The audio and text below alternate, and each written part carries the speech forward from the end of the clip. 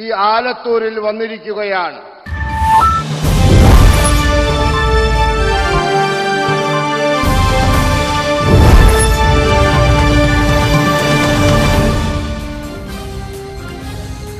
നമസ്കാരം, പ്രൈം ഡിബേറ്റിലേക്ക് സ്വാഗതം.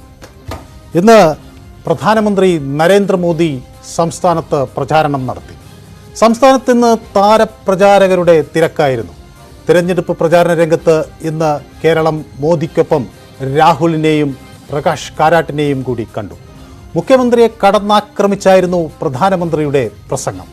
CMRL അഴിമതിയിൽ മുഖ്യമന്ത്രിക്കും മകൾക്കും പങ്കുണ്ടെന്ന് പ്രധാനമന്ത്രി തുറന്നടിച്ചു. പാവങ്ങളുടെ പണം CPM കൊള്ളയടിച്ചുവെന്ന് കരുവന്നൂരിനെ ഉദാഹരിച്ചായിരുന്നു പ്രധാനമന്ത്രിയുടെ വിമർശനം. മുഖ്യമന്ത്രി കള്ളം പറയുന്നുവെന്നും മോദി ആരോപിച്ചു. മോദിയുടെ ആരോപണം അങ്ങനെ നീങ്ങുമ്പോൾ ഇന്നത്തെ പ്രസംഗത്തിലെ പ്രധാന ലക്ഷ്യം CPM ആണ് എന്ന് വ്യക്തം. മാസപ്പടി വിവാദം ആദ്യമായിട്ടാണ് പ്രധാനമന്ത്രി ഉന്നയിക്കുന്നത്. അങ്ങനെ ഉന്നയിക്കുമ്പോൾ മുഖ്യമന്ത്രി മാത്രമല്ല, മകളും മോദിയുടെ പ്രസംഗത്തിൽ വിഷയമായി. കേരളത്തിലെ സാമ്പത്തിക പ്രതിസന്ധിക്ക് കാരണം സംസ്ഥാന സർക്കാരാണെന്നും പ്രധാനമന്ത്രി ആക്ഷേപിച്ചു. അതേസമയം കേരളത്തിലെ മുഖ്യ രാഷ്ട്രീയ എതിരാളിയായ CPMനെ വിമർശിക്കാൻ കഴിയാത്ത സാഹചര്യത്തിലായിരുന്നു കോൺഗ്രസ് നേതാവ് രാഹുൽ ഗാന്ധി. പ്രസംഗങ്ങളിൽ ഉടനീളം രാഹുലിൻ്റെ ആരോപണം BJPക്ക് നേരെ മാത്രമായിരുന്നു. എന്നാൽ രാഹുൽ ഗാന്ധി കേരളത്തിൽ മത്സരിക്കുന്നതിൻ്റെ യുക്തി മനസ്സിലാകുന്നില്ല എന്നാണ് പ്രകാശ് കാരാട്ട് വ്യക്തമാക്കിയത്. ഈ വലിയ പോരാട്ടത്തിൽ കേരളത്തിൽ മത്സരിക്കുന്ന രാഹുൽ രാജ്യത്തിന് തെറ്റായ സന്ദേശമാണ് നൽകുന്നത് എന്നും കാരാട്ട് ഓർമ്മപ്പെടുത്തി. താരപ്രചാരകർ നിറഞ്ഞു നിന്ന പ്രചാരണ ദിനത്തിൽ കേരളത്തിൽ മോദി മുഖ്യമന്ത്രിയെ പ്രധാനമായും ലക്ഷ്യമിട്ടത് എന്തുകൊണ്ടാകാം എന്നാണ് പ്രൈം ഡിബേറ്റ് ഇന്ന് ചർച്ച ചെയ്യുന്നത്. ലക്ഷ്യം മുഖ്യമന്ത്രിയാണ്.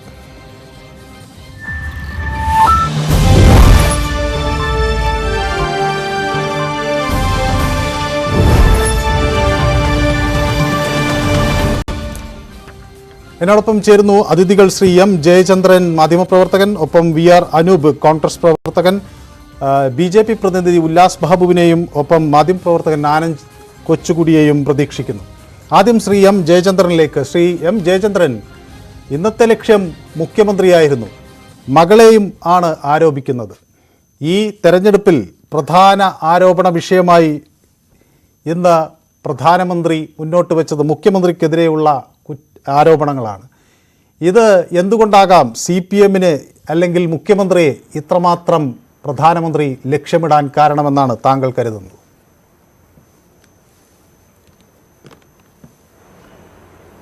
കേരളത്തിൽ CPMനെയാണ് ലക്ഷ്യമിടേണ്ടതെന്നുള്ളത് BJP നേരത്തെ മുതലേ ടാർഗറ്റ് ചെയ്തിട്ടുള്ള കാര്യമാണെന്നുള്ളത് നമുക്കെല്ലാവർക്കും അറിയുന്നതാണ്. ഇപ്പോൾ പുതിയൊരു കാര്യമല്ലല്ലോ മനു. ഇത് കഴിഞ്ഞ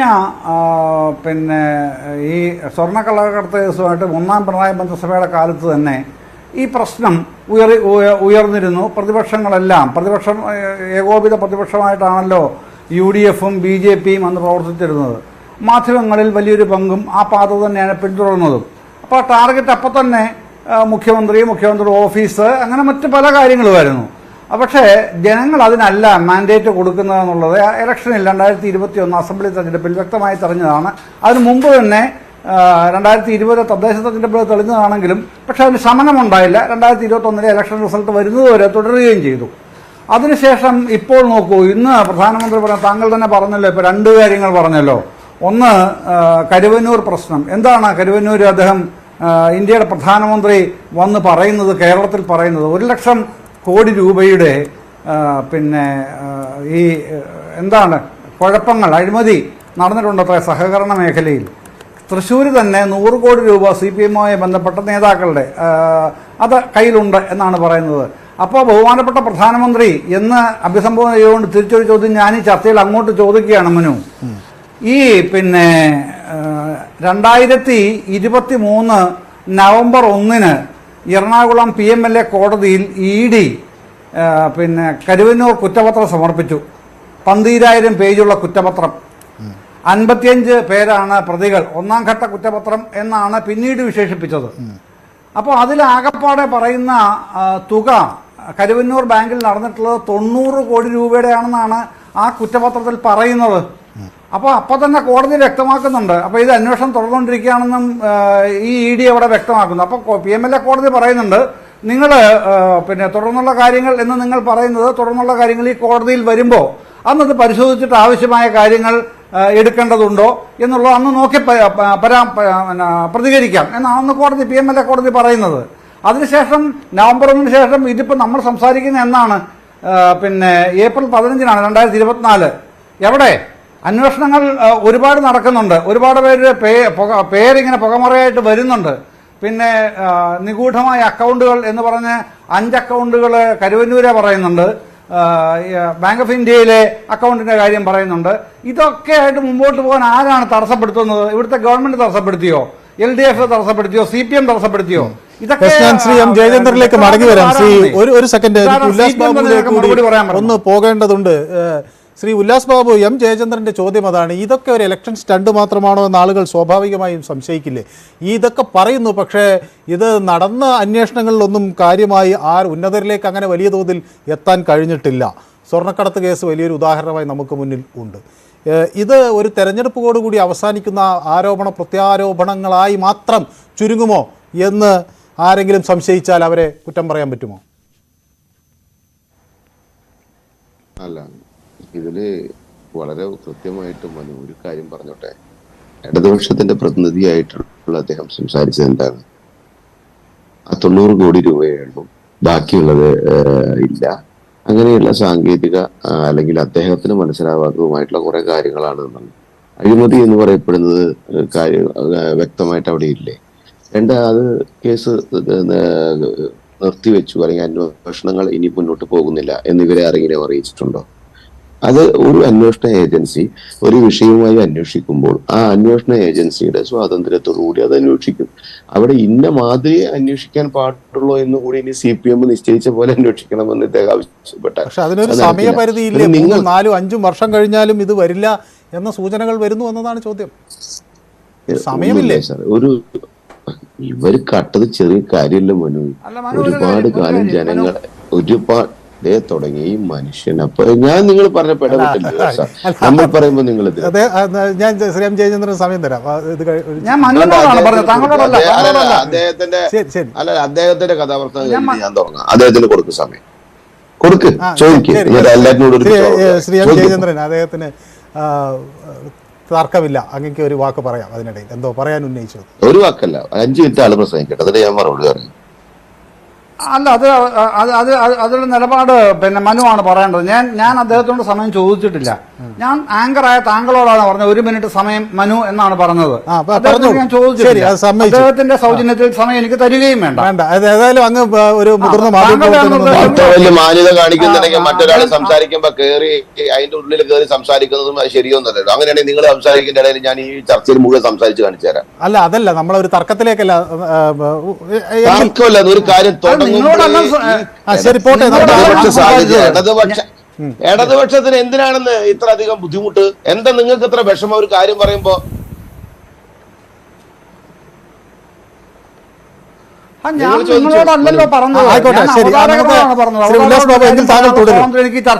ഇതന്നെയാണ് നിങ്ങളുടെ പ്രശ്നം. സാങ്കേതികത്വം പറഞ്ഞ് അവിടെ നിന്നേക്ക്. കട്ടതൊന്നും കുഴപ്പമില്ല, നിങ്ങൾ ചോദിക്കപ്പ, കഴിഞ്ഞിട്ട് ഞാൻ സംസാരിക്കാം.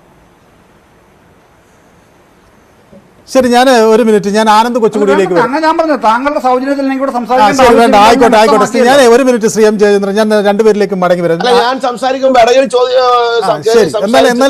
പിന്നെ അത് കഴിഞ്ഞ് എന്റെ സൗജന്യം ഈ വക നാണം കെട്ട വർത്തമാനം പറയുന്ന സംസ്കാരത്തിൽ നിന്ന് ഇടതുപക്ഷം എന്ന് മുക്തി നേടുന്നുവോ അന്ന് നിങ്ങൾ ഇന്ത്യ മഹാരാജ്യത്ത് 543 ആളുകളെ മത്സരിക്കുന്ന അവസ്ഥയിലേക്ക് പോലും എത്തുള്ളൂ. അതുകൊണ്ടാണ് ഈ ഉപ്പ് വെച്ച കലം പോലെ ഇങ്ങനെ അവസാനിക്കുന്നത്. അത് നിങ്ങൾ മനസ്സിലാക്കിക്കോ. അഴിമതി മുഴുവൻ നടത്തുക, സകലത അഴിമതി.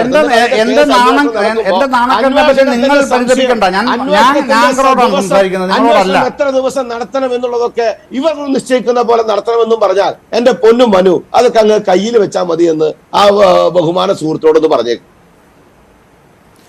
യെസ്, ശ്രീ ആനന്ദ് കൊച്ചുകുടി, ഞാൻ താങ്കളിലേക്ക് മടങ്ങി വരാം 2 പേരിലേക്കും. ശ്രീ ആനന്ദ് കൊച്ചുകുടി, ഈ ഒരു വിവാദം ഇങ്ങനെ കത്തിപ്പുകഞ്ഞു നിൽക്കുമ്പോൾ പ്രധാനമന്ത്രി ഇവിടെ വരുമ്പോൾ ഈ കരുവന്നൂർ ഉന്നയിക്കും എന്നൊരു ഏറെക്കുറെ ഒരു ഊഹം എല്ലാവർക്കും ഉണ്ടായിരുന്നു. ആ കരുവന്നൂർ വിഷയം അദ്ദേഹം ശക്തമായി ഉന്നയിക്കുമ്പോൾ എന്ത് സൂചനയാണ് അദ്ദേഹം നൽകുന്നത്? കോൺഗ്രസിനേക്കാൾ CPM-നെ BJP കേരളത്തിൽ രാഷ്ട്രീയമായി എതിരാളിയായി കാണുന്നു എന്നതാണ്.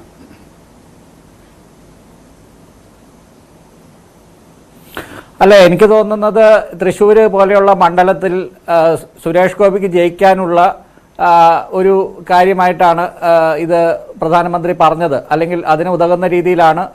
കാരണം പ്രത്യേകിച്ച് ഇവിടെ കേരളത്തിൽ ഇപ്പോൾ ബലമായിട്ടുള്ള ഒരു സംശയമുണ്ടല്ലോ, അതിപ്പോൾ നമ്മുടെ നാട്ടിലിപ്പോൾ കേരളത്തിന് പുറത്താണെങ്കിൽ ഇത് വലിയൊരു വാർത്തയാണ്. ഇന്ന് ഇന്ത്യ ടുഡേ ഒരു വലിയൊരു വാർത്തയാണ് ഇങ്ങനെ കരുവന്നൂരിനെ കുറിച്ച് പ്രധാനമന്ത്രി പറഞ്ഞു എന്നുള്ളത്. കാരണം കേരളത്തിൽ പക്ഷേ നമുക്ക് മനോരമയും മാതൃഭൂമിയും വായിക്കുന്ന മലയാളികളായിട്ടുള്ള ആൾക്കാർക്ക് ഈ കരുവന്നൂർ വിഷയത്തെക്കുറിച്ചും മാസപ്പടി വിഷയത്തെക്കുറിച്ചും ഒക്കെ നല്ല ഗ്രാഹ്യമുണ്ട്. പക്ഷേ ഇത്രയും നാള് എന്തുകൊണ്ടോ പ്രധാനമന്ത്രി ഈ വിഷയമൊന്നും എന്തുകൊണ്ടോ ഉന്നയിക്കാറില്ലായിരുന്നു. ഇന്ന് അദ്ദേഹം മാസപ്പടി വിഷയവും ഉന്നയിച്ചിട്ടുണ്ട്. എൻ്റെ ഓർമ്മ ശരിയാണെങ്കിൽ അദ്ദേഹം സ്വർണ്ണക്കടത്തിനെ കുറിച്ചാണ് ഇതിനു മുൻപ് പറഞ്ഞിട്ടുള്ളത്. ഈ കരുവന്നൂരിനെ കുറിച്ചും CMR അഴിമതിയെക്കുറിച്ചും മുഖ്യമന്ത്രിയുടെ മകളുടെ മാസപ്പടി കേസിനെ കുറിച്ചും അദ്ദേഹം ആദ്യമായിട്ടാണ് പറയുന്നത്. അപ്പോൾ ഈ കേരളത്തിൽ ഒരു ബലമായിട്ട് സംശയമുള്ള കുറേ ആൾക്കാരുണ്ട്. അതായത് കേരളത്തിലെ CPM-ഉം കേന്ദ്രത്തിലെ BJP-യും തമ്മിൽ കുറേ ഡീലുകളുണ്ടെന്ന്. അപ്പോൾ അതിനെ ഒന്ന്, ആ ഒരു പൊതുവികാരത്തെ ഒന്ന് മാറ്റാൻ തൃശ്ശൂരെ അങ്ങനെ സംശയിക്കുന്ന കുറേ വിഭാഗങ്ങളുടെ വോട്ടുകൾ കിട്ടാനുള്ള ഒരു, നേരത്തെ മനു തന്നെ പറഞ്ഞ ഒരു തെരഞ്ഞെടുപ്പ് സ്റ്റണ്ട് എന്ന് വേണമെങ്കിൽ പറയാം, അല്ലെങ്കിൽ ഇത് വേറൊരു തരത്തിൽ വേണമെങ്കിൽ വ്യാഖ്യാനിക്കാം. അതായത് ഇപ്പോൾ CPM-ഉമായിട്ടുള്ള എന്തെങ്കിലും അന്തർധാര ഉണ്ടെങ്കിൽ ആ അന്തർധാരയെ മറികടക്കാനുള്ള ഒരു കാര്യമായിട്ട്. പക്ഷേ ഇതിന് കൃത്യമായിട്ട് എന്തെങ്കിലും ഫോളോ അപ്പ് ഉണ്ടാകുമോ, അല്ലെങ്കിൽ തെരഞ്ഞെടുപ്പിന് മുൻപ് തന്നെ ഏതെങ്കിലും വിധത്തിൽ. ഇപ്പോൾ ഒരു കാര്യം നോക്കിയാൽ മതി, കേരളത്തിലെ മുഖ്യമന്ത്രി പിണറായി വിജയന്റെ ഇരട്ടച്ചങ്കൻ ഇമേജിനെ ബാധിക്കുന്ന രീതിയിൽ ഏതെങ്കിലും ഘട്ടത്തിൽ ദേശീയ നേതൃത്വം, BJP-യുടെ ദേശീയ നേതൃത്വം ഇടപെട്ടിട്ടുണ്ടോ? അത് സ്വർണ്ണക്കടത്തിന്റെ സമയത്താകാം. ലൈഫ് മിഷൻ കേസിൽ അദ്ദേഹം ലൈഫ് മിഷന്റെ ചെയർമാനായിട്ട് അദ്ദേഹത്തിനെ ചോദ്യം ചെയ്യുമെന്ന് മനോരമയും മാതൃഭൂമിയുടെ കുറെ ദിവസങ്ങൾ പത്രത്തിന്റെ 1-ാം പേജിൽ പറഞ്ഞുകൊണ്ടിരുന്നു. അദ്ദേഹത്തെ ചോദ്യം ചെയ്തോ? ഇല്ലല്ലോ. അതിനുശേഷമാണ് പിന്നീട് കരുവന്നൂർ വിഷയവും, അതിനും ശേഷമാണ് ഇപ്പൊ മാസപ്പടി വിഷയമൊക്കെ വന്നത്. അദ്ദേഹത്തിന്റെ മകളെ ഇപ്പോൾ കുറെ ഈ അടുത്ത ദിവസങ്ങളിൽ ചില ഡെവലപ്മെന്റുകൾ ഉണ്ടാകുന്നുണ്ട്. അതേതെങ്കിലും ഒരു ഘട്ടത്തിലേക്ക് കുറച്ചുകൂടി എന്താണ് പൊതുജനത്തിനുള്ള വികാരമെങ്കിലും ആ വിഷയത്തിൽ അവരുടെ ഒരു വികാരം എങ്കിലും പൂർത്തിയാകുന്ന രീതിയിൽ അതിലൊരു ഘട്ടത്തിലേക്ക്, അടുത്ത ഘട്ടത്തിലേക്ക് കടക്കുമോ? അത് അറസ്റ്റ് ചെയ്യണമെന്നൊന്നുമല്ല ഞാൻ പറയുന്നത്, ഒരു കൃത്യമായിട്ട് എന്തെങ്കിലും ഒരു ചോദ്യം ചെയ്യലെങ്കിലും നടക്കുമോ എന്നുള്ളിടത്താണ് ഈ പ്രധാനമന്ത്രി പറഞ്ഞ ഇന്നത്തെ കാര്യം ഒരു തെരഞ്ഞെടുപ്പ് സ്റ്റണ്ടായിട്ട് നിൽക്കുമോ, അതോ അത് ഒരു വോട്ടായിട്ട് മാറുമോ എന്നുള്ള ഒരു ഘട്ടത്തിലേക്ക് പോകുമെന്ന് ഞാൻ കരുതുന്നു. യെസ്, ഞാൻ ശ്രീ VR അനൂപിലേക്ക് കൂടി ഒന്ന് ചെല്ലുക. ശ്രീ അനൂപ്, ഇവിടെ പ്രധാനമന്ത്രി വരുന്നു, ശക്തമായ രീതിയിൽ നിലവിലെ സർക്കാരിനെ രൂക്ഷമായ ഭാഷയിൽ ആരോപണങ്ങൾ അഴിച്ചുവിടുന്നു, രൂക്ഷമായ ഭാഷയിൽ കടന്നാക്രമിക്കുന്നു. പക്ഷേ രാഹുൽ ഗാന്ധി ഇന്ന് പ്രചരണം നടത്തുന്നു, അദ്ദേഹത്തിന് ഈ സർക്കാരിനെതിരെ ഒന്നും പറയാൻ കഴിയാത്ത ഒരു സാഹചര്യം. രാഹുൽ എന്തിനിവിടെ മത്സരിക്കുന്നു എന്ന ആ അന്താളിപ്പിലാണ് ഇടതുപക്ഷവും. അങ്ങനെ ഒരു പ്രധാന രാഷ്ട്രീയ എതിരാളിയെ മാറ്റി നിർത്തിക്കൊണ്ട് BJP-യെ മാത്രം ആക്രമിച്ചുകൊണ്ട് രാഷ്ട്രീയമായി എതിർത്തുകൊണ്ട് CPM-നെ ഒന്നും പറയാതെ കോൺഗ്രസിൻ്റെ ഒരു ദേശീയ നേതാവെന്ന നിലയിൽ രാഹുൽ ഗാന്ധിക്ക് ഒരു തെരഞ്ഞെടുപ്പ് പ്രചരണം നടത്തുമ്പോൾ അത് കേരളത്തിന് നൽകുന്ന ഒരു സന്ദേശം എന്താകുമെന്നാണ് ശ്രീ അനൂപ് കരുതുന്നത്?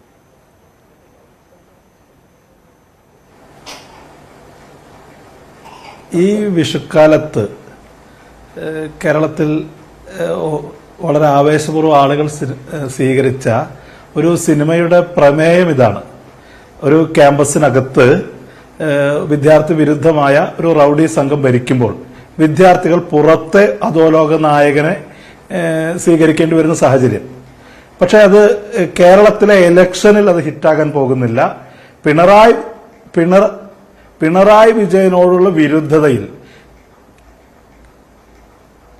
തുടരാൻ കേൾക്കുന്നുണ്ട്.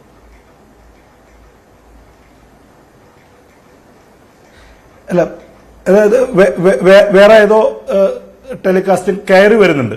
എൻ്റെ എക്കോ തിരിച്ചു വരികയാണോ? അത് ശരിയാക്കാം. ഹലോ, യെസ്, കേൾക്കാം, പറഞ്ഞോളൂ. ഓക്കെ.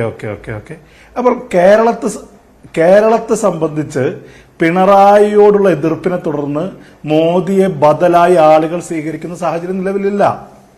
ഇവിടെ നേരത്തെ പറഞ്ഞതുപോലെ ഒരു ക്യാമ്പസിൽ ഒരു റൌഡി ഗ്യാങ്ങിന് ബദലായി പുറത്തുനിന്ന് വരുന്ന ഒരു അധോലോക നായകനെ സ്വീകരിക്കേണ്ട കാര്യം കേരളത്തിലെ ജനങ്ങൾക്കില്ല. അത് മോദിയുടെ ആവേശം മാത്രമായി ചുരുങ്ങും. കേരളത്തിലെ ജനങ്ങൾ ആവേശത്തോടു കൂടി മോദിയെ സ്വീകരിക്കേണ്ട സാഹചര്യമില്ല. പിന്നെ രാഹുൽ ഗാന്ധിയെ സംബന്ധിച്ച് ഈ തെരഞ്ഞെടുപ്പിനകത്ത് ഉന്നതമായ ഒരു രാഷ്ട്രീയ മൂല്യം ഉയർത്തുന്നുണ്ട്. ഇന്ന് അദ്ദേഹം പ്രസംഗിച്ചത് വളരെ കൃത്യമാണ്. അദ്ദേഹം പറഞ്ഞത് മലയാള ഭാഷ എന്ന് പറയുന്നത് ഒരു മലയാളിയെ സംബന്ധിച്ച് സാംസ്കാരികമായ സ്വത്വബോധമാണ്. അത് ഹിന്ദി അടിച്ചേൽപ്പിക്കാനുള്ള ശ്രമം എന്നതിനെ ചെറുക്കുമെന്നാണ് പറയുന്നത്. കാരണം ഹിന്ദുത്വ ദേശീയതയ്ക്ക് ബദലായി ഈ പ്രാദേശികതകളെ, ന്യൂനപക്ഷ സമൂഹങ്ങളെ, ന്യൂനപക്ഷ ഭാഷകളെ ഒക്കെ ചേർത്ത് പിടിക്കുന്ന വിശാലമായ ഒരു രാഷ്ട്രീയ സമീപനത്തിൽ ഊന്നി നിന്നുകൊണ്ടാണ് കോൺഗ്രസ് ഈ തെരഞ്ഞെടുപ്പിനെ സ്വീകരിക്കുന്നത്. പിണറായിയെ സംബന്ധിച്ച് കേരളം എന്ന് പറയുന്ന ഈ ഇടത്തിനകത്ത് നിന്നുകൊണ്ട് നേരത്തെ നിങ്ങൾ തന്നെ സൂചിപ്പിച്ചു, ഇത് എന്തോ വലിയ പോരാട്ടങ്ങൾ കേരളത്തിനകത്ത് നടത്തുന്നെന്ന് പ്രതീതിക്ക് അപ്പുറത്തേക്ക് സംഘപരിവാറിനെതിരായ ഒരു അജണ്ടയോ അല്ലെങ്കിൽ സംഘപരിവാറിനെ നേരിടാനുള്ള ശേഷിയോ ത്രാണിയോ പിണറായി വിജയൻ നയിക്കുന്ന ഇടതുപക്ഷത്തിനില്ല എന്ന് നമുക്കറിയാം. അത് ചിലതൊക്കെ ഞങ്ങളാണ് എതിർക്കുന്നതെന്ന് വരുത്തുക. ശ്രീ ഉല്ലാസ് ബാബു, അതാണ് ശ്രീ വി ആർ അനൂപിന്റെ ഒരു നിലപാട്. പിണറായി വിജയനോടും പിന്നെ നരേന്ദ്രമോദിയുടെ ശക്തമായി എതിർക്കുന്നത്. പക്ഷേ മുഖ്യമന്ത്രിയെ പിന്നെ എന്തുകൊണ്ട് ലക്ഷ്യം വെച്ചു എന്നത് ഒരു സംശയമായി അവിടെ നിലനിൽക്കുന്നു. അതൊരു ഇലക്ഷൻ സ്റ്റണ്ടിന്റെ ഭാഗമാണ് എന്ന ആരോപണം ഏതെങ്കിലും തരത്തിൽ മുഖ്യമന്ത്രിയെ ഈ ലക്ഷ്യം എന്നോടാണോ? ശ്രീ ഉല്ലാസ്, മുഖ്യമന്ത്രിയെ ലക്ഷ്യം വെക്കുന്നതിനപ്പുറത്തേക്ക്, ഈ പറയുന്ന ഓങ്ങലിനപ്പുറത്തേക്ക് അതൊരു ആക്ഷനിലേക്ക് നീങ്ങുന്നില്ലല്ലോ. കേജ്രിവാളിന്റെ കാര്യത്തിലുണ്ട്. അതാണ് ശ്രീ ഉല്ലാസ്, ഈ ഓങ്ങലിനപ്പുറത്തേക്ക് ഒരു ആക്ഷൻ ഇല്ല ഡൽഹിയിലെ മുഖ്യമന്ത്രി അറസ്റ്റ് ചെയ്തു ശ്രീ അനൂപ് പറയുകയും ചെയ്യുന്നത്. ഇത് ജനങ്ങൾക്ക് ഇത് ഒരു സ്റ്റണ്ടായി തോന്നിയാൽ അങ്ങനെ കുറ്റം പറയാൻ കഴിയുമോ?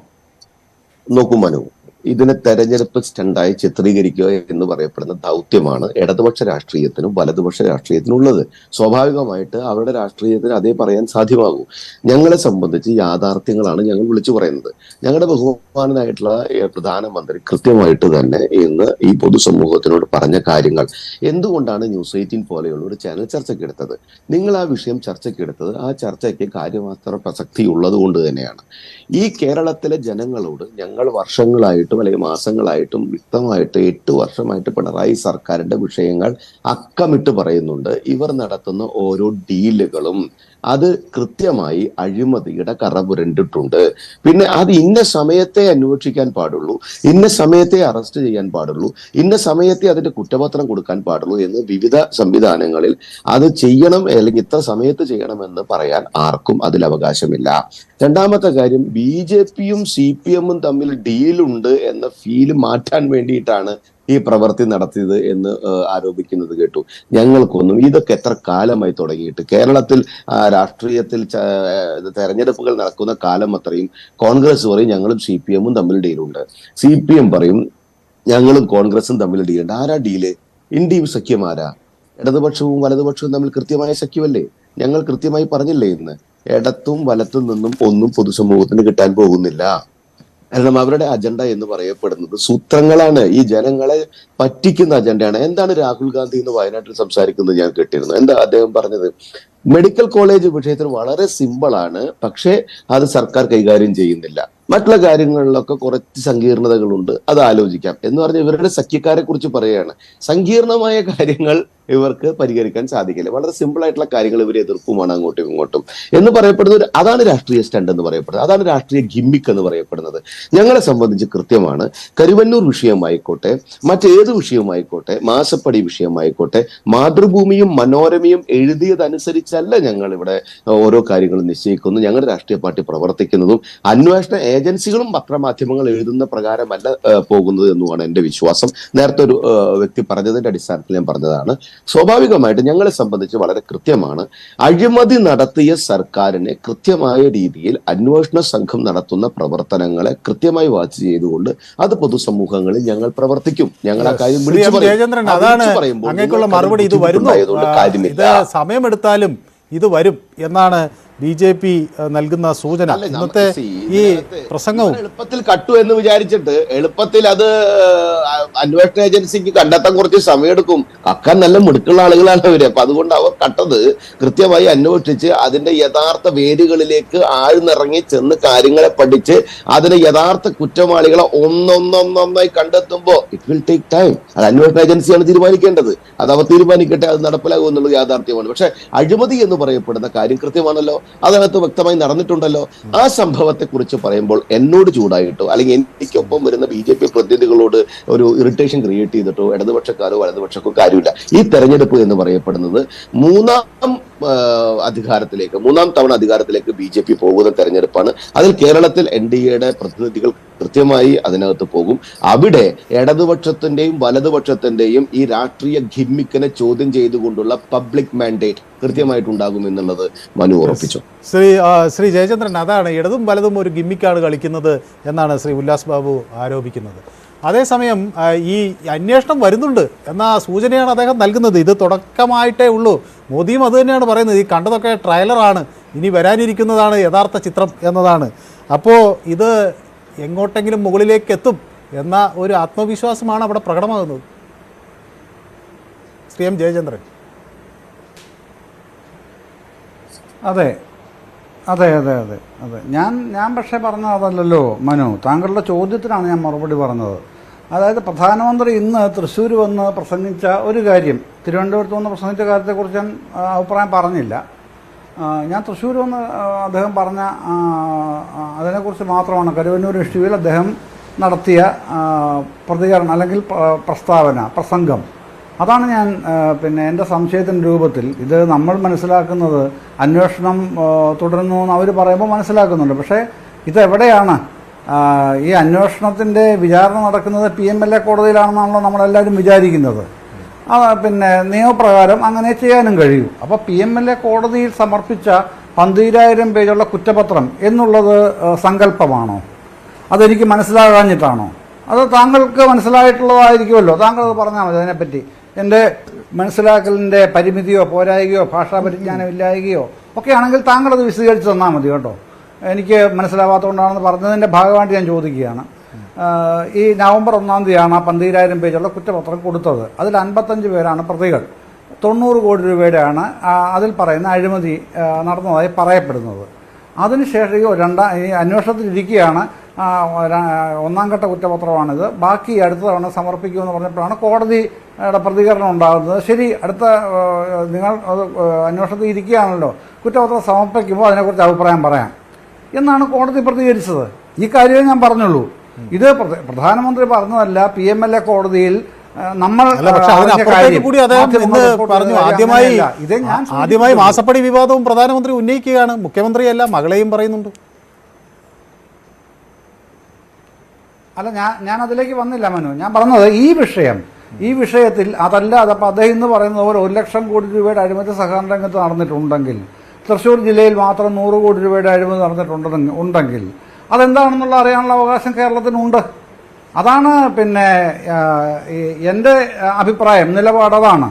അദ്ദേഹം അങ്ങനെ പറയുമ്പോൾ, കാരണം പ്രധാനമന്ത്രിയെ പോലെ അത്രയും തലപ്പൊക്കമുള്ള മറ്റൊരാളില്ല രാജ്യത്ത്. അത്രയും തലപ്പൊക്കമുള്ള ഒരാൾ ഈ ഒരു വിഷയത്തെക്കുറിച്ച് ഇങ്ങനെ അഭിപ്രായം പറയുമ്പോൾ അതെന്തായിരിക്കും എന്നറിയാനുള്ള സ്വാഭാവികമായ ഒരു ജിജ്ഞാസ ഉണ്ടാവില്ലേ? ആ ജിജ്ഞാസ എനിക്കുണ്ട്.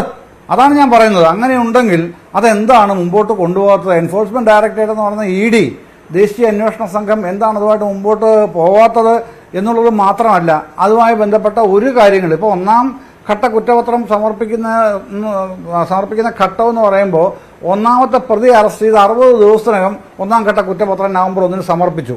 പക്ഷെ അത് കഴിഞ്ഞ് എത്രയോ 60 ദിവസങ്ങൾ തന്നെ എത്ര കഴിഞ്ഞിരിക്കുന്നു നോക്കൂ. എന്നിട്ട് പിന്നീട് അനക്കമില്ല. അപ്പോഴാണ് പ്രധാനമന്ത്രിയും തൃശ്ശൂർ വന്നിട്ട് ഇത്തരത്തിൽ വലിയൊരു ബോംബാർഡ്മെന്റ് എന്നുള്ള നിലയിൽ പുതിയൊരു കാര്യം പറയുന്നത്. അതെന്താണെന്ന് അറിയാനുള്ള ജിജ്ഞാസയാണ് ഞാൻ ഉന്നയിക്കുന്നത്.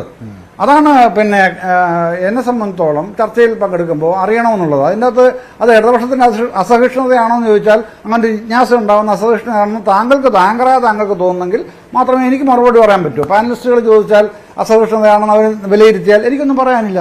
അത് അവരുടെ വിലയിരുത്തലാണ്. അത് അവർക്ക് അങ്ങനെ വിലയിരുത്താനും വിലയിരുത്താതിരിക്കാനുള്ള സ്വാതന്ത്ര്യമൊക്കെ അവർക്ക് മാത്രമുള്ളതാണ്. എനിക്കത് നിർബന്ധിക്കാനോ നിഷ്കർഷിക്കാനോ ഒന്നും പറ്റില്ലല്ലോ. അതേസമയം താങ്കൾ ആങ്കർ ആയതുകൊണ്ട് താങ്കൾക്കത് പറയാനും പറ്റും. പിന്നെ താങ്കളിപ്പോൾ രണ്ടാമത് ചോദിച്ച കാര്യം എന്ന് പറയുന്നത് മാസപ്പടിയുടെ കേസ്. മാസപ്പടിയുടെ കേസ് ആണല്ലോ ഇപ്പോൾ SFI അന്വേഷിക്കുന്നത്. SFI അന്വേഷിക്കുന്നതിന്റെ ഭാഗമായിട്ടാണല്ലോ CMRലെ കത്തായ ഉൾപ്പെടെ വിളിച്ചിട്ട് ചെന്നിട്ടില്ല എന്ന് പറയുന്നത്. അപ്പോൾ ഒരു ഇമ്മ്യൂണിറ്റിയുടെ കാര്യം പറയുന്നുണ്ട്. ഈ ഇന്റർം സെറ്റിൽമെന്റ് ബോർഡിന്റെ 71 പേജുള്ള ഉത്തരവിലെ 70-ാം പേജിൽ ഇമ്മ്യൂണിറ്റി എന്ന് പറയുന്നത് തന്നെയാണ് കൊടുത്തിരിക്കുന്നത്. ആ ഇമ്മ്യൂണിറ്റി ഉള്ളതുകൊണ്ടാണ് ശശിധരൻ കർത്ത പോകാതിരിക്കുന്ന ഒരു ഭാഗവും, അതല്ല ഈ അവിടെ ചെന്നാൽ ഇമ്മ്യൂണിറ്റി നഷ്ടപ്പെടും എന്നുള്ള വേറൊരു ഭാഗമൊക്കെ കേൾക്കുന്നുണ്ട്. എന്താണെന്നുള്ളത് ശശിധരൻ കർത്തയ്ക്കും ഇന്റർം സെറ്റിൽമെന്റ് ബോർഡിനും അവരുടെ ഈ വാദിച്ച വക്കീലന്മാർക്കും ഒക്കെ മാത്രമേ അറിയൂ. എനിക്ക് അതിൻ്റെ ഡീറ്റെയിൽസിലേക്ക് പോകാൻ അറിയില്ല, ഞാൻ അത്രയും പരിജ്ഞാനമുള്ള ആളല്ലാത്തതുകൊണ്ട്. പക്ഷേ ആ ഇമ്മ്യൂണിറ്റി ഉണ്ടോ ഇല്ലയോ എന്നൊക്കെയുള്ള പ്രശ്നമായിരിക്കാം അതവിടെ എന്നാണ് എനിക്ക് കാണുന്നത്. പിന്നെ അതിൻ്റെ അകത്ത് മുഖ്യമന്ത്രിയും മകളും ഇതിനകത്ത് അഴിമതിയിൽ പെട്ടു നിൽക്കുന്നു എന്ന് പറയുമ്പോഴും പ്രശ്നം വരുന്ന ഇതാണ്. അങ്ങനെ ഒരു ഫാക്ച്വൽ എവിഡൻസ് ബംഗളൂരു ഹൈക്കോടതിയിലോ കേരള ഹൈക്കോടതിയിലോ SFIയുടെ കയ്യിലോ ഉണ്ടെന്നുണ്ടെങ്കിൽ ഇതിനകം അറസ്റ്റ് നടന്നു കഴിഞ്ഞിട്ടുണ്ടാകുമല്ലോ. കെജ്രിവാളിന്റെ കാര്യത്തിൽ അങ്ങനല്ലേ 100 കോടി രൂപ ഗോവൻ തെരഞ്ഞെടുപ്പിന് ചെലവഴിച്ചു എന്ന് വ്യക്തമായ തെളിവ് ഇഡിക്കുണ്ട് എന്ന് പറഞ്ഞ് അങ്ങ് അറസ്റ്റ് ചെയ്യുകയാണല്ലോ ചെയ്യുന്നത്. അപ്പൊ ഇവിടെ പ്രധാനമന്ത്രി പറയുന്നത് പോലെ പിണറായി വിജയനും മകൾക്കും എതിരെ അങ്ങനെ 100 കോടി രൂപയുടെ അദ്ദേഹം എത്ര കോടിയാന്ന് പറഞ്ഞിട്ടില്ല, അതെന്റെ നാക്കുപിഴയാണ്. അപ്പോൾ പ്രധാനമന്ത്രി പറയുകയാണ് മുഖ്യമന്ത്രിയും മകളും അഴിമതിയിൽ മുങ്ങി നിൽക്കുകയാണ്. ഈ തെളിവ് ഇഡിക്കുണ്ടെങ്കിൽ എപ്പോഴേ അറസ്റ്റ് നടന്നിട്ടുണ്ടാവും മനു, അതല്ലേ നമ്മളുടെ മുമ്പിൽ എന്തിനാണ് ഈ തുക കൈപ്പറ്റിയത്? ഈ ഘട്ടത്തിൽ വിശദീകരിക്കേണ്ട സാഹചര്യം മുഖ്യമന്ത്രിക്കും മകൾക്കും വരികയല്ലേ? നീ തുക എന്തിനാണ് വാങ്ങിച്ചത്, എന്താണ് സേവനം നൽകിയത് എന്ന് പൊതുജനങ്ങളോട് പറയാനുള്ള അല്ല ഞാൻ ചോദിച്ചാൽ അതല്ലല്ലോ മനു, ഞാൻ പറഞ്ഞത് അല്ല നമ്മുടെ മുമ്പിലുള്ള അനുഭവം ഇതല്ലേ.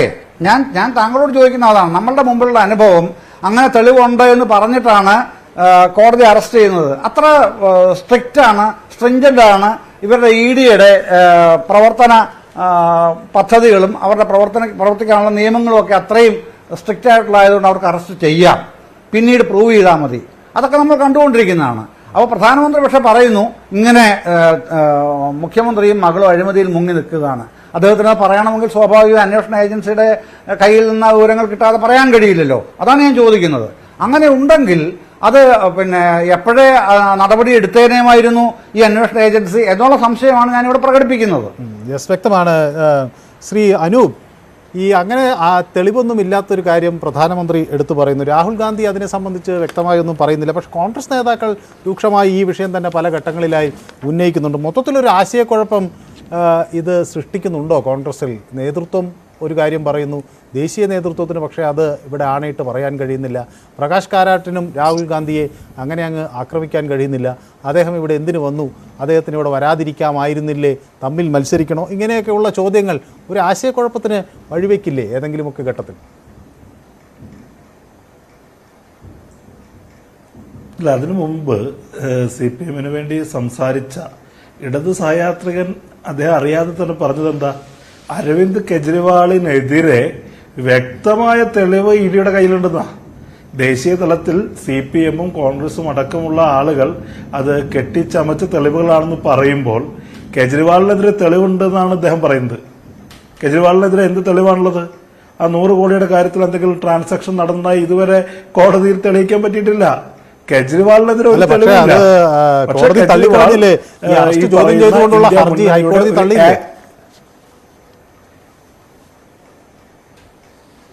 അല്ല, അത് ജാമ്യവുമായി ബന്ധപ്പെട്ട് നിൽക്കുന്ന കേസിന്റെ മെറിറ്റിലേക്ക് പോയിട്ടൊന്നുമല്ലല്ലോ.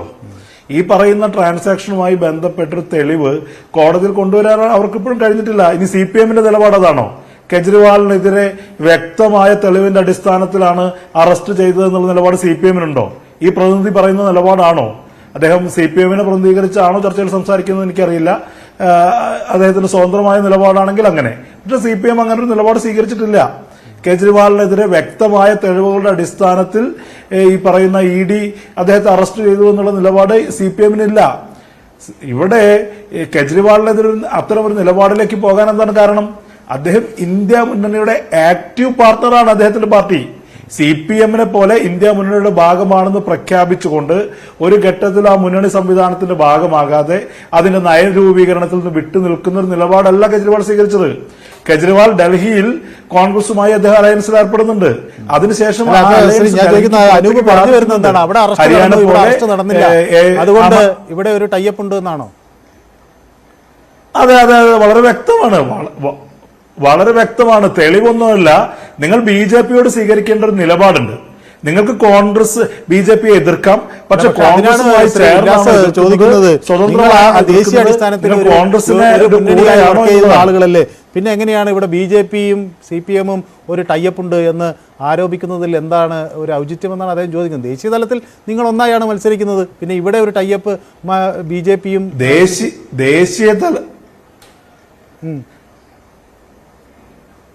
ദേശീയ തലത്തിൽ ഈ മുന്നണി സംവിധാനത്തിന്റെ ഭാഗമാണ് എന്ന് CPM ഒരു വാക്കാലൊരു നിലപാട് സ്വീകരിക്കുമ്പോഴും സീതാറാം യെച്ചൂരിയെ പോലുള്ള ആളുകൾ അത്തരമൊരു മാനസികാവസ്ഥ പ്രകടിപ്പിക്കുമ്പോഴും പിണറായി വിജയൻ മോഡിക്ക് വേണ്ടി വലിയൊരു സേവനമല്ല ചെയ്തുകൊണ്ടിരിക്കുന്നത്.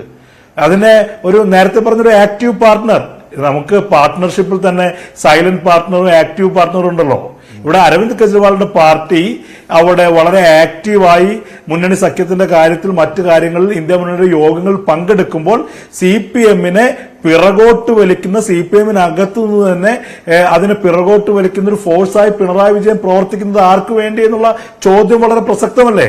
ഇവിടെ വളരെ കൃത്യമല്ല. പിന്നെ രാഹുൽ ഗാന്ധി പറയുന്ന നിലപാട് കോൺഗ്രസിന്റെ കേരളത്തിലെ നേതാക്കന്മാർ പറയുന്ന നിലപാട് തമ്മിൽ ഒരു വൈരുദ്ധ്യമില്ല. കേരളത്തിലെ കോൺഗ്രസ് നേതാക്കൾ പറയേണ്ട നിലപാട് കേരളത്തിലെ കോൺഗ്രസ് നേതാക്കന്മാർ പറയും. രാഹുൽ ഗാന്ധിയെ സംബന്ധിച്ച് ഈ തിരഞ്ഞെടുപ്പിൽ ഒരു പാൻ ഇന്ത്യൻ സാഹചര്യം, അവിടെ മോദിക്കെതിരെ സംസാരിക്കേണ്ട ഒരാളാണ്. അദ്ദേഹം മോദിക്കെതിരെ സംസാരിച്ചുകൊണ്ടിരിക്കും. പക്ഷേ പിണറായിയുമായി കേരളത്തിൽ നടക്കുന്ന അവിശുദ്ധമായ BJP-യുടെ ധാരണകളെ കുറിച്ച് കേരളത്തിലെ കോൺഗ്രസ് ഘടകം സംസാരിക്കും. അതിനകത്തൊന്നും ഒരു പ്രശ്നമില്ല. ഇന്ന് തന്നെ നരേന്ദ്രമോദി ഇവിടെ വന്നത് എന്തിനാ? നരേന്ദ്രമോദി രാഹുൽ ഗാന്ധിയാണ് വിമർശിച്ചുകൊണ്ട് പറഞ്ഞത്. അദ്ദേഹം കേരളത്തിലേക്ക് എന്തോ കേരളം എന്ന് പറയുന്നത് ഇവരൊക്കെ പറയുന്ന ഒരു ശത്രുരാജ്യമാണെന്ന് പറയുന്നവർ കേരളത്തിലേക്ക് ഓടി രക്ഷപ്പെട്ടു എന്നാണ് പറയുന്നത്. രാഹുൽ ഗാന്ധിയെ സംബന്ധിച്ച് കേരളവും UP-യും എന്നൊക്കെ പറയുന്നത് ഇന്ത്യയുടെ ഭാഗങ്ങൾ തന്നെയാണ്. ഒന്നൊന്നിനേക്കാൾ ശ്രേഷ്ഠമല്ല, അല്ലെങ്കിൽ ഒന്നൊന്നിനേക്കാൾ മോശമല്ല. രാഹുൽ ഗാന്ധി എടുത്തൊരു പൊസിഷൻ ഉണ്ട്, ഒരു പൊളിറ്റിക്കൽ പൊസിഷനാണ്. ഇന്ത്യയുടെ പ്രധാനമന്ത്രി തിരുവനന്തപുരത്തും തൃശ്ശൂരുമായി നടത്തിയ 2 പ്രസംഗങ്ങൾ, അദ്ദേഹം തൃശ്ശൂർ നടത്തിയ ഇനി അവിടെ മത്സരിക്കാനില്ല എന്ന നിലപാട് സ്വീകരിക്കുന്ന, അപ്പൊ സ്വാഭാവികമായും ഒരു പ്രതിപക്ഷ കക്ഷി അങ്ങനെ ചോദിക്കില്ലേ അമേഠിയിൽ ഇനി മത്സരിക്കുമോ എന്ന്? അമേഠിയിൽ ഇനി മത്സരിക്കുമോ എന്ന് ഇവർക്ക് എങ്ങനെയാണ് പ്രവചിക്കാൻ കഴിയുക? ഇവിടെ ഭയന്ന് ഒളിച്ചോടുക എന്നൊക്കെ പറയുമ്പോ കേരളത്തിൽ നിന്ന് രാജഗോപാലിനെ രാജ്യസഭയിൽ പോയി മത്സരിപ്പിച്ച പാരമ്പര്യമുള്ള ഒരു പാർട്ടിയാണ്. ഇത് ലോക്സഭയാണ്, ജനങ്ങൾ അഭിമുഖീകരിക്കുകയാണ്, ഒരു പാർലമെന്റിൽ നിന്ന് മത്സരിക്കുകയാണ്, ഒരു രാഷ്ട്രീയ പ്രവർത്തനത്തിന്റെ ഭാഗമാണ്. ഇന്ത്യയിൽ എവിടെ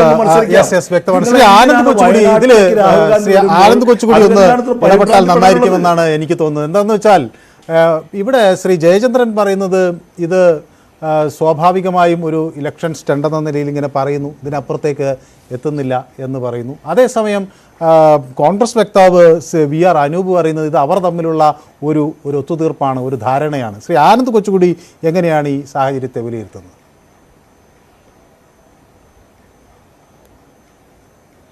അല്ല, ഇവിടെ BJP-യുടെ പ്രതിനിധിയും ശ്രീ ജയചന്ദ്രനും ഇവർ രണ്ടുപേരും പറഞ്ഞത് കേട്ടാൽ സാധാരണ ഒരു മനുഷ്യൻ എന്താണ്, ഈ ചാനൽ കാണുന്ന ഒരു പ്രേക്ഷകൻ എന്താണ് തോന്നുന്നത് എന്ന ഒരു കാര്യം മാത്രം ആലോചിച്ചാൽ മതി.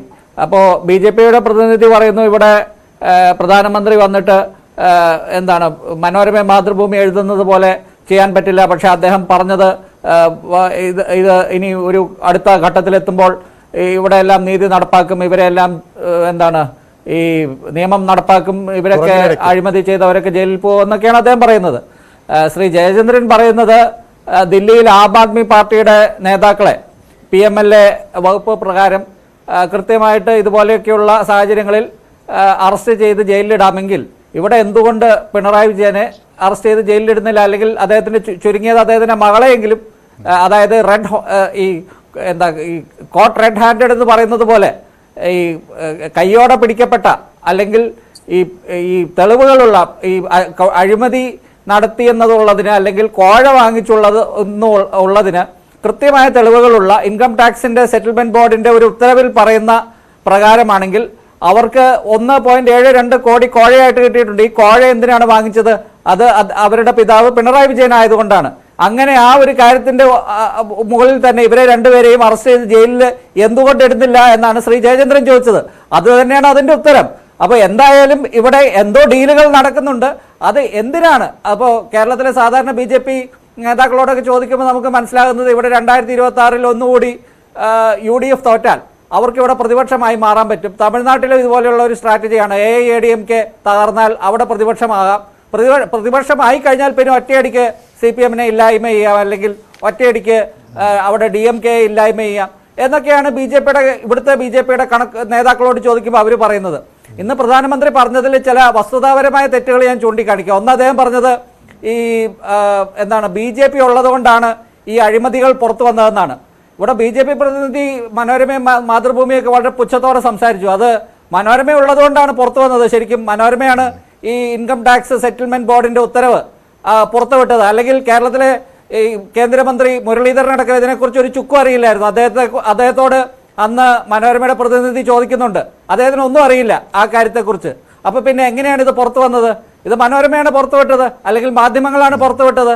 ഈ മാധ്യമങ്ങൾ ഉള്ളത് കൊണ്ടാണ് ഇത് പുറത്തു വന്നത്. പിന്നെ മാധ്യമങ്ങൾ എഴുതുന്നത് എങ്ങനെയാണ്?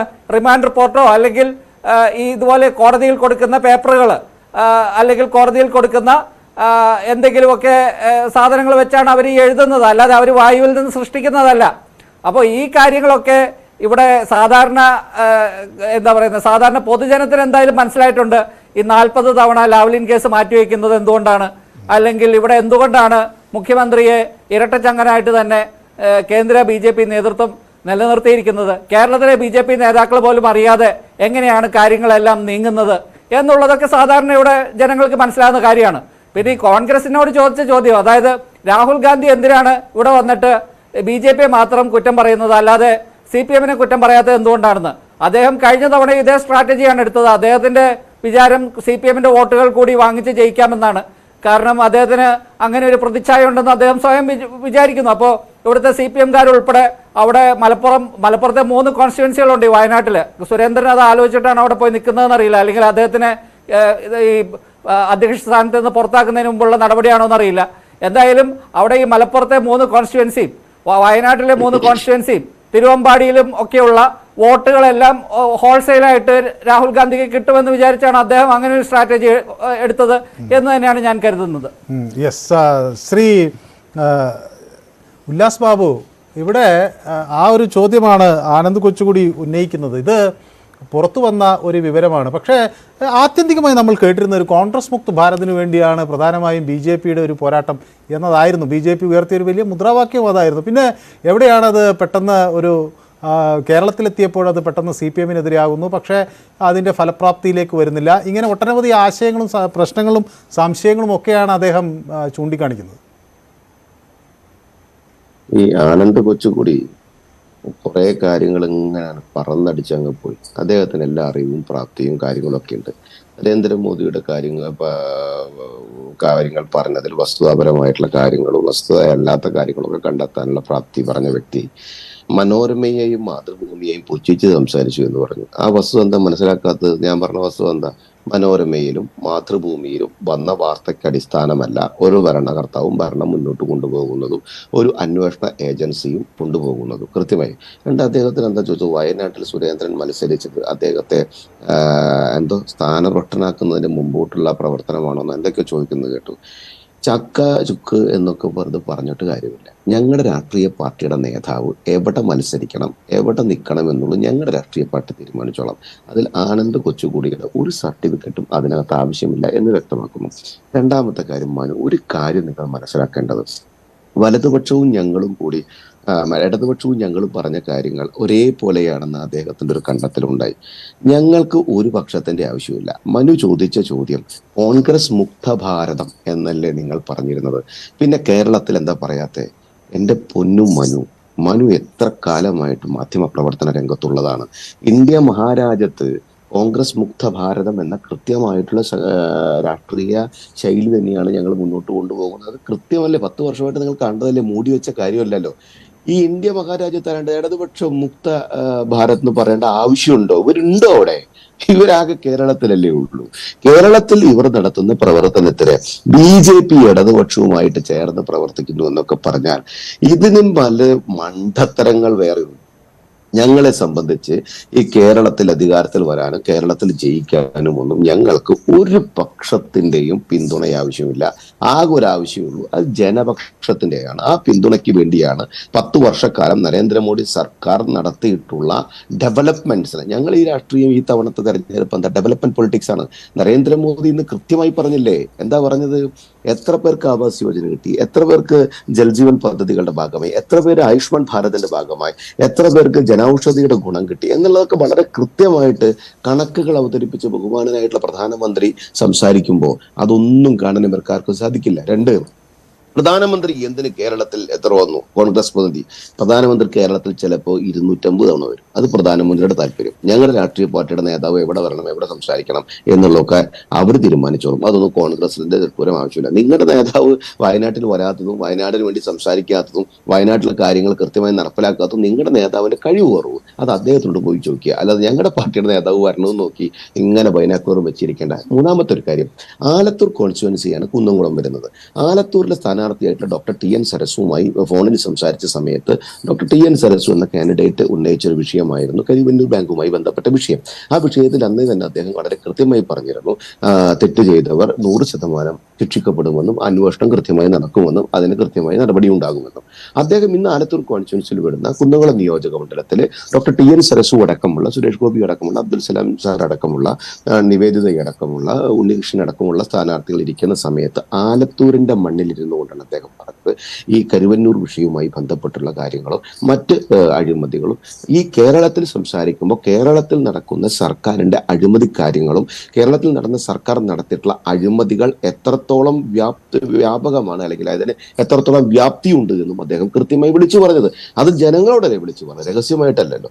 ആ സ്വാഭാവികമായിട്ട് അദ്ദേഹം വിളിച്ചു പറയുമ്പോൾ അതിൽ അസഹിഷ്ണുത ഉണ്ടായിട്ടോ അതിൽ ഇങ്ങനെയായിരുന്നില്ല പറയേണ്ടത്, അങ്ങനെയായിരുന്നു ആണ് പറയേണ്ടത് എന്ന് ഇവർ പറഞ്ഞിട്ട് ഒരു കാര്യമില്ല. ഞങ്ങളുടെ രാഷ്ട്രീയം എങ്ങനെ നടത്തണം, ഞങ്ങളുടെ രാഷ്ട്രീയം എങ്ങനെ മുന്നോട്ട് കൊണ്ടുപോകണം, ഞങ്ങൾ എന്ത് രാഷ്ട്രീയത്തിൽ ജനങ്ങളോട് സംവദിക്കണം എന്നുള്ളതൊക്കെ ഞങ്ങളുടെ രാഷ്ട്രീയ പാർട്ടിയാണ് തീരുമാനിക്കുക. 3, ഈ കേരളം ഭരിക്കുന്ന സർക്കാർ അഴിമതി പരിപൂർണമായി നടത്തിയിട്ടുണ്ട് എന്നുള്ളത് വളരെ കൃത്യമായി നമ്മൾ നിരവധി ചർച്ചകൾ ചെയ്തിട്ടുള്ളതാണ്. കെജ്രിവാളിന്റെ വിഷയം ഉന്നയിക്കുന്നത് കേട്ടു. കെജ്രിവാളിന്റെ വിഷയത്തിൽ 9 തവണ സമൻസ് അവർ കൈപ്പറ്റാത്ത വിഷയവും, എന്നെ അറസ്റ്റ് ചെയ്യരുതെന്ന് കോടതിയിൽ പോയ വിഷയം, കോടതിയെ തള്ളിയ വിഷയവും, എന്നോട് ചോദ്യം ചെയ്യരുത് എന്ന് കോടതിയിൽ പോയ വിഷയം, അതും തള്ളിയ വിഷയം, അതിനുശേഷം അറസ്റ്റ് ഉണ്ടാകുന്നതും അറസ്റ്റ് ഏത് സമയത്ത് കൊണ്ടുവന്ന് പ്ലേസ് ചെയ്യണമെന്ന് ടൈമിംഗ് ഫിക്സ് ചെയ്ത അരവിന്ദ് കെജ്രിവാളിന്റെ രാഷ്ട്രീയ ശൈലിയുമൊക്കെ നമ്മൾ കുറെ ചർച്ച ചെയ്തിട്ടുള്ളതാണ്. ഞങ്ങൾ BJPയെ സംബന്ധിച്ചിടത്തോളം ആദരണീയ പ്രധാനമന്ത്രി കൃത്യമായി പൊതുസമൂഹത്തിനോട് ഇന്ന് സംവദിച്ചത് ഇവിടെ നടക്കുന്ന അഴിമതിക്കെതിരെ ശക്തമായ നടപടികൾ ഉണ്ടാകും. കൃത്യമായി പറഞ്ഞല്ലോ. ഞങ്ങൾ ഇന്ത്യ മഹാരാജ്യത്ത് 10 വർഷക്കാലം ഉണ്ടായിരുന്നത് ഈ ലോകരാഷ്ട്രങ്ങൾക്കുള്ളിൽ ഇന്ത്യ മഹാരാജ്യത്തെ കൈപ്പിടിച്ചുയർത്തുന്ന പ്രവർത്തനങ്ങൾക്ക് 10 വർഷം കൊണ്ട് തുടക്കം കുറിച്ചു. അതൊരു ട്രെയിലർ മാത്രമാണ്. അത് അന്വേഷണത്തിന്റെ കാര്യമായിക്കോട്ടെ, മറ്റ് രാഷ്ട്രീയ പാർട്ടികളും മറ്റ് സർക്കാരുകളും നടത്തിയ അഴിമതിയുടെ കാര്യമായിക്കോട്ടെ, വികസനവുമായിക്കോട്ടെ, ഇവിടെ നിന്ന് അങ്ങോട്ടുള്ളതാണ് യഥാർത്ഥ പ്രവർത്തനം. കാരണം 10 വർഷക്കാലം കൊണ്ട് ഈ ഇന്ത്യ മഹാരാജ്യത്ത് നടത്തിയിട്ടുള്ള അവിടെയാണ് ശ്രീ ഉല്ലാസ് ബാബു അത് പറഞ്ഞു വെക്കുന്നത്. ഇതൊരു ട്രailer തന്നെയാണ്. ഇത് സ്വാഭാവികമായ ഒരു ഇലക്ഷൻ സ്റ്റണ്ടൊന്നുമല്ല, അതിനപ്പുറത്തേക്ക് കാര്യങ്ങൾ നീങ്ങും എന്ന് അദ്ദേഹം പറയുന്നുണ്ട്. അതോടൊപ്പം തന്നെ ഈ ശക്തമായൊരു വിമർശനം വരുന്നു എന്നത് ഒരു BJP അഴിമതിക്കെതിരെ നിലപാടെടുക്കുന്ന ഒരു പാർട്ടി എന്ന നിലയിൽ അദ്ദേഹത്തിന് സ്വയം അവതരിപ്പിക്കാനുള്ള ഒരു അവസരം കൂടി നൽകുകയാണ്. സാധാരണ ഞങ്ങളൊക്കെ ഒരു തെരഞ്ഞെടുപ്പിൽ കണ്ടിട്ടുള്ളത് അഴിമതിക്കെതിരെ ശക്തമായി പ്രസംഗിക്കുന്ന ഇടത് ചേരിയെയാണ്. പക്ഷേ ഇത്തവണ അത് മാറുന്നു എന്നതാണ്. ഒരുപക്ഷെ ഇവിടെയൊക്കെ CPM തുടർച്ചയായി 2 തവണ അധികാരത്തിൽ ഇരുന്നത് കൊണ്ടാകാം കോൺഗ്രസിനെ അങ്ങനെ രൂക്ഷമായി വിമർശിക്കാനുള്ള ഒരു സാഹചര്യം കേന്ദ്രത്തിലോ കേരളത്തിലോ ഇല്ലാത്തത് കൊണ്ടാകും. പക്ഷേ എവിടെയെങ്കിലുമൊക്കെ അത് ഒരു BJPക്ക് ഒരു അഡീഷണൽ അഡ്വാൻറ്റേജ് അല്ലെങ്കിൽ ഒരു അധിക നേട്ടമായി മാറുന്നു എന്ന് തോന്നലുണ്ടോ? മനു ഒറ്റ കാര്യം ഒന്ന് പൂർത്തീകരിച്ചോട്ടെ. മനു, ഞാൻ അതിലേക്ക് വരുന്നതിന് മുമ്പ് പിന്നെ മനു ഒരു കാര്യം ഒന്ന് പറയാനുണ്ടേ.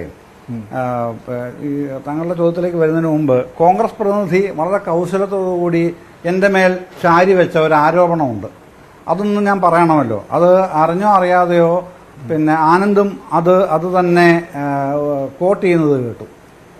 ഞാൻ ഈ ചർച്ചയിൽ ഈ നിമിഷം വരെയും പ്രധാനമന്ത്രിയുമായി ബന്ധപ്പെട്ട മുഖ്യമന്ത്രിയുടെ മകളുമായി ബന്ധപ്പെട്ട ചർച്ചകളിലൊന്നും തന്നെ ഈ ചർച്ചയിൽ ഇതുവരെ ഏതെങ്കിലും രാഷ്ട്രീയ കക്ഷിയുടെ പേര് പരാമർശിച്ചിട്ടേയില്ല.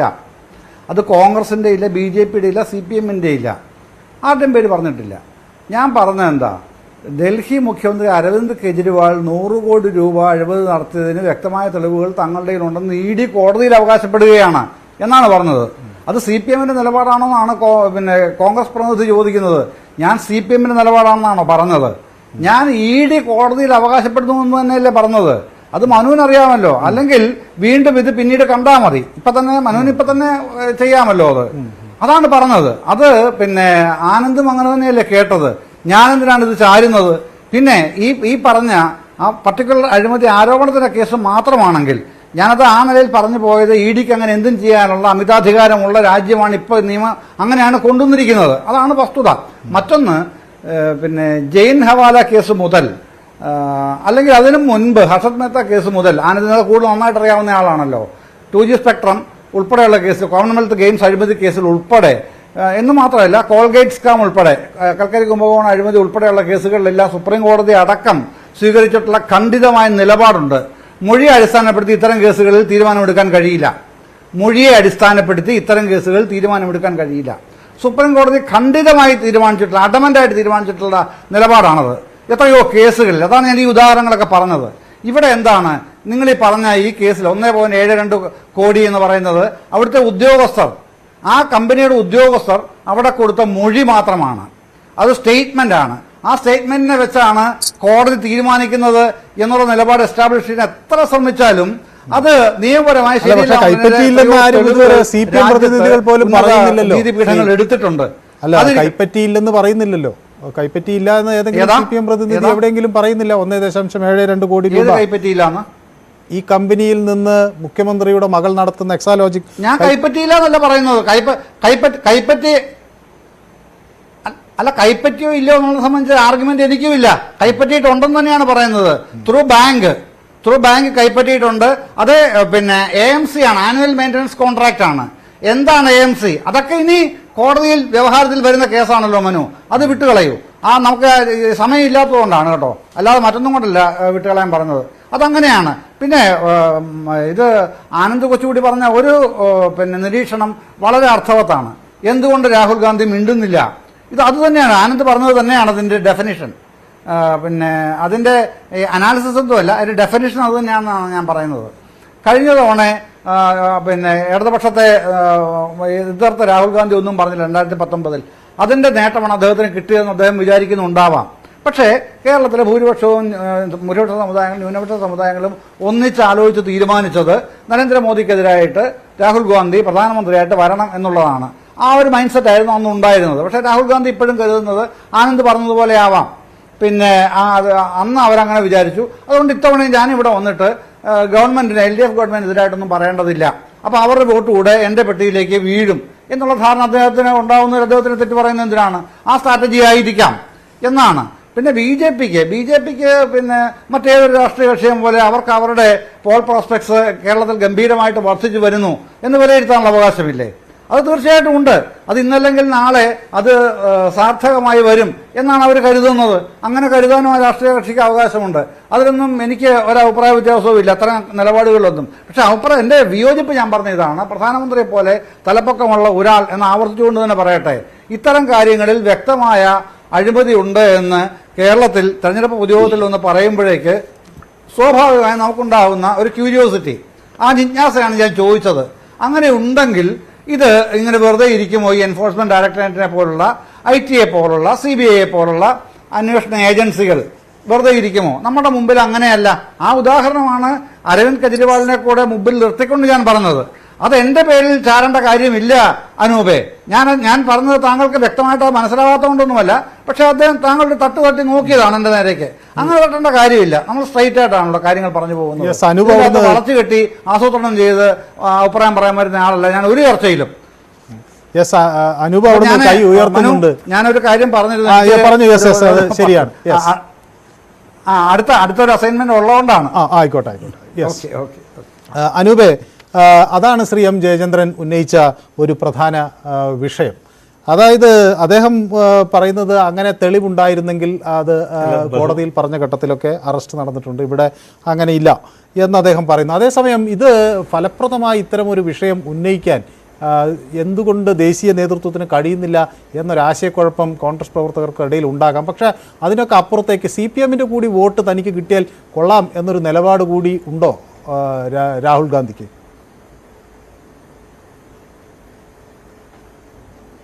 എല്ലാറ്റിനും ഞാൻ ഒന്നൊന്നായിട്ട് മറുപടി പറയാം. അതിനു മുമ്പ് ബഹുമാനനായ അദ്ദേഹം ജയചന്ദ്രൻ സാർ പറഞ്ഞതിന്റെ അഭിപ്രായം, അദ്ദേഹം തന്നെ അദ്ദേഹത്തിന്റെ ആർഗ്യുമെന്റിനകത്ത് അദ്ദേഹം തന്നെ സ്വയം തോൽപ്പിക്കുന്ന ഒന്ന് രണ്ട് കാര്യങ്ങൾ പറഞ്ഞു. ഒന്ന്, അദ്ദേഹം പറഞ്ഞത് ഇവിടെ വെറും മൊഴിയുടെ അടിസ്ഥാനത്തിൽ കേസെടുക്കാൻ പറ്റില്ല എന്നുള്ളതാണ്. സുപ്രീം കോടതിയുടെ വിധി റൂളിംഗ് അനുസരിച്ച് അത് യാഥാർത്ഥ്യമാണ്. പക്ഷേ കെജ്രിവാളിനെതിരെ കേസെടുത്തിരിക്കുന്നത് വെറും മൊഴിയുടെ അടിസ്ഥാനത്തിലാണ്. ആ മാപ്പ് സാക്ഷിയുടെ വിശ്വാസ്യത പോലും വലിയ പ്രശ്നമാണ്. ഫണ്ടിന്റെ ട്രാൻസാക്ഷൻ തെളിയിക്കപ്പെട്ടിട്ടില്ല. കെജ്രിവാളിനെതിരെ അത് എടുത്തിട്ടുണ്ട്. പിന്നെ അദ്ദേഹം തന്നെ പറഞ്ഞൊരു കാര്യമുണ്ട്, ഇന്ത്യയിൽ ED അടക്കമുള്ള ഏജൻസികളുടെ അമിതാധികാര പ്രവണത. അരവിന്ദ് കെജ്രിവാളിന്റെ അടുത്ത് സംഭവിക്കുന്ന അമിതാധികാരം എന്തുകൊണ്ട് പിണറായി വിജയൻ അടുത്ത് വരുമ്പോൾ ആവശ്യമുള്ള അധികാരം പോലും ഉപയോഗിക്കാതിരിക്കുന്നു എന്നുള്ളതാണ് ഞാൻ പറഞ്ഞത്. ഞാൻ ഒരു കൺഫ്യൂഷനും സൃഷ്ടിക്കാൻ ശ്രമിച്ചിട്ടില്ല. വളരെ കൃത്യമാണ്. അദ്ദേഹത്തിന് വേണമെങ്കിൽ ഇനിയും ഇതിനോട് മറുപടി പറയാം, ഞാൻ തിരിച്ചു മറുപടി പറയാം. രണ്ട് കാര്യങ്ങളാണ് അദ്ദേഹം പറഞ്ഞത്. അദ്ദേഹം പറഞ്ഞത് തെളിവ് ഈ പറയുന്ന മൊഴിയുടെ അടിസ്ഥാനത്തിൽ കേസെടുക്കാൻ പറ്റില്ല എന്നുള്ളതാണ്. കെജ്രിവാളിനെതിരെ മൊഴിയല്ലാതെ വേറെ ഒന്നുമില്ല. രണ്ട്, ഈ പറയുന്ന അമിതാധികാര പ്രവണത അരവിന്ദ് കെജ്രിവാളിൽ മാത്രം കേന്ദ്രീകരിക്കുന്നുള്ളതാണ്. പിന്നെ ഒരു കാര്യം അദ്ദേഹം പറഞ്ഞു, ഇടതുപക്ഷ വിശ്വാസികളുടെ വോട്ട് രാഹുൽ ഗാന്ധി ആഗ്രഹിക്കുന്നുണ്ടോന്ന്. ഇടതുപക്ഷ വിശ്വാസികളുടെ മാത്രമല്ല, ഈ നാട്ടിലെ ഇന്ത്യ നിലനിൽക്കണമെന്ന് ആഗ്രഹിക്കുന്ന എല്ലാ ജനാധിപത്യ വിശ്വാസികളുടെ വോട്ടും രാഹുൽ ഗാന്ധിയും കോൺഗ്രസ് ആഗ്രഹിക്കുന്നുണ്ട്. ആഗ്രഹിക്കുന്നെന്ന് മാത്രമല്ല, ആ വോട്ട് ഞങ്ങൾക്ക് കിട്ടുമെന്ന് തന്നെയാണ് ഞങ്ങൾ വിചാരിക്കുന്നത്. വളരെ കൃത്യമല്ലേ? ഇവിടെ ഇന്ത്യൻ സെനാരിയോയിൽ CPM-ന് ചെയ്യാൻ സാധിക്കുന്നത് എന്താണ്, കോൺഗ്രസിന് ചെയ്യാൻ സാധിക്കുന്നത് എന്താണ് എന്നുള്ള കൃത്യമായ ബോധ്യം ഈ പറയുന്ന CPM അനുഭാവികൾ ഉൾപ്പെടെയുള്ള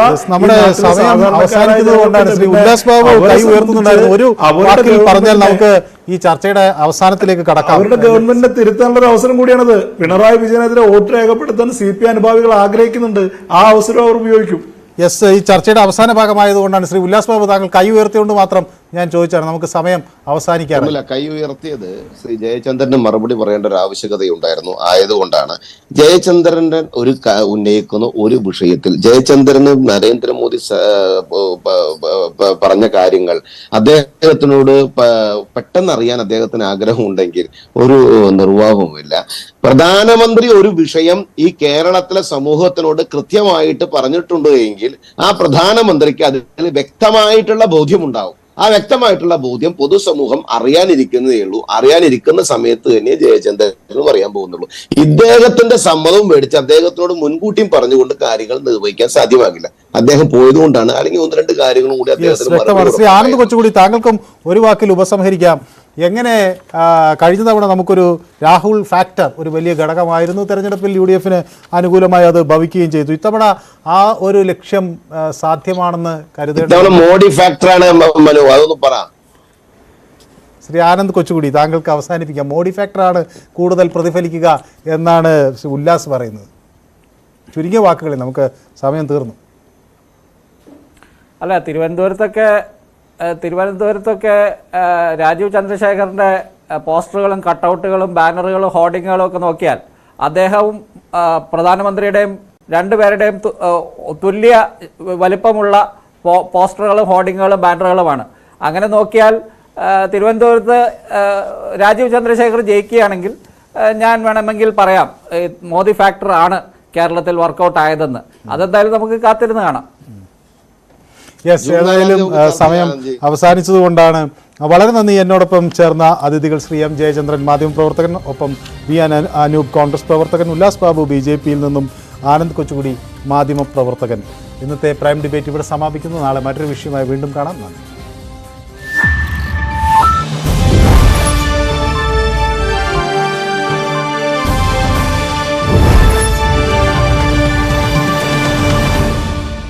പ്രൈം ഡിബേറ്റ് കേരളത്തിൽ പുതുവത്സരത്തിന്റെ